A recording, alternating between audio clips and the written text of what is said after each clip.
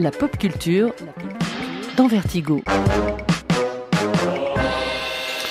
Pierre Do, qu'est-ce que c'est que l'harmonisation, harmoniser les discours politiques, tout cela? Vous allez nous décrypter ce terme barbare. Oui, puis c'est un truc qu'on entend souvent, qu'on voit beaucoup sur YouTube, surtout depuis qu'il y a la campagne présidentielle, que ce soit aux États-Unis ou en France. Eh bien, c'est deux façons, il y a deux méthodes pour mettre en musique des paroles qui ne sont donc pas destinés au départ à être mis en musique. Comme le slam, quoi. Exactement. Sauf que là, carrément, on essaie de les faire chanter. Alors, on va voir ces deux méthodes, et puis à la fin, je vous réserve une petite surprise, Pierre-Philippe. Très bien. Bien, alors... Je me réjouis d'avance. Il a 35 ans, il est technicien réseau, il habite au sud de la Ciotat. Sur YouTube, il s'appelle Khaled Freak, et il s'amuse à mettre en musique, avec un joli succès, les discours des candidats à la présidence française.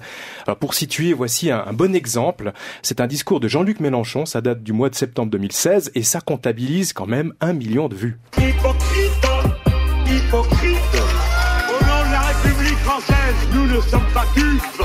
Des hypocrites, au nom de la République française, ce sont des tartuffes. Voilà, ça. C'est joli, hein. Ouais. Alors, comment est-ce qu'il fait? Comment est-ce qu'il se prend? Mais il faut savoir que notre ami, enfin, je le connais pas, mais je dis notre ami par cliché. C'est notre ami, elle. Khaled Freak transforme les discours avec un synthétiseur et un appareil, un vocodeur. Donc, ça veut dire que les notes, il les déplace pour que ça fonctionne, pour que ça donne de belles mélodies.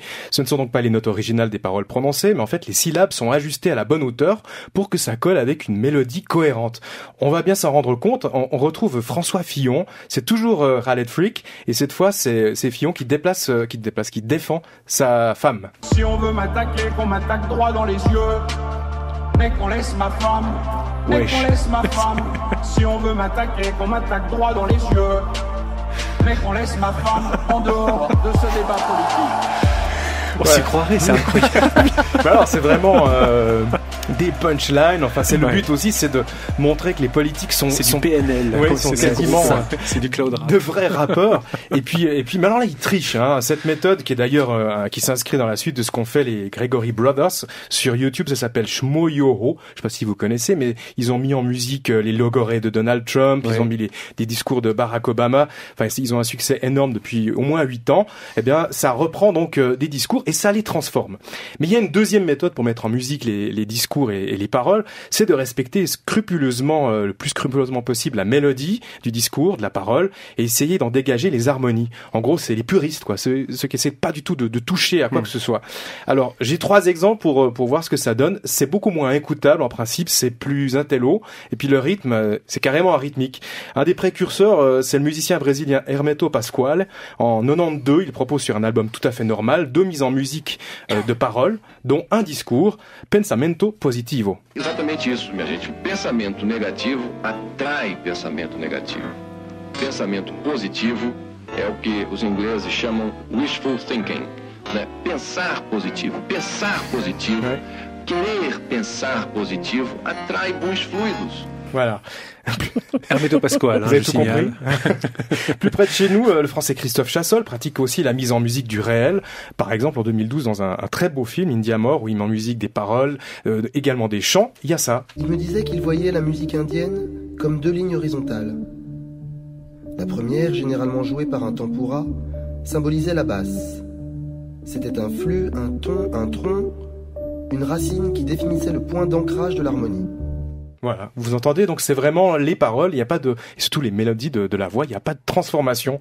Tout dernièrement, j'ai même vu que Pierre Odetta a publié sur sa chaîne YouTube, odetta.tv, comme ça je fais un peu de pub, une mise en musique d'un discours de François Fillon, c'est sur Pénélope, toujours et encore. Mesdames et messieurs, je m'adresse à vous, et par-delà vous, à toutes les Françaises et à tous les Français, et je vais le faire. Et il l'a fait. Alors, on va essayer d'en faire une de mise en musique, hein, puisque voilà, on est créatif, on se moque, mais on essaye après de faire la même chose. Quoi de mieux que de prendre une introduction de Pierre-Philippe Cader? Je suis tellement surpris. Celle de lundi, par exemple, elle était bien parce qu'en plus vous avez fait une petite trop erreur. longue. Oui. Non, ça va, mais par contre vous parlez très très vite. Ouais. Alors, on écoute donc le matériel de base, d'origine. Hein. Voilà, puis après on va voir comment on fait pour mettre en musique. Donc voici Pierre-Philippe, il y a quelques jours, c'était lundi. Comment susciter l'adhésion du spectateur lorsqu'on est au cinéma? C'est la question que se sont posées Sandra Godin au théâtre, au théâtre. Ah mon Dieu. Voilà. C'est quelques secondes comme ça, très rapide, vous les remarquez. Par contre, il y a une jolie mélodie au début de votre phrase qu'on peut souligner avec le oui, vous allez voir. Et puis voici c'est mon côté Michel Legrand. Shabada. Voici donc la musique. Là, je mets en évidence toute la musique de la phrase. Comment susciter l'adhésion du spectateur lorsqu'on est au cinéma? C'était la question que se sont posées Sandra Gaudin et théâtre, mais comme je suis funky. Alors on harmonise le tout, on ajoute du piano, de la guitare, de la basse, et on fait une chanson qui s'appelle Comment susciter l'adhésion du spectateur lorsqu'il est au cinéma, au théâtre, pardon. Voilà. Comment susciter l'adhésion? Comment susciter l'adhésion? Comment susciter l'adhésion du spectateur lorsqu'on est au cinéma? Comment susciter l'adhésion? Comment susciter l'adhésion du spectateur lorsqu'on est? Comment susciter l'adhésion du spectateur lorsqu'on est au cinéma? C'était la question que se sont posées Sandra Gaudin c'était la question que se sont posées Sandra Gaudin Ah mon Dieu! Comment susciter l'adhésion?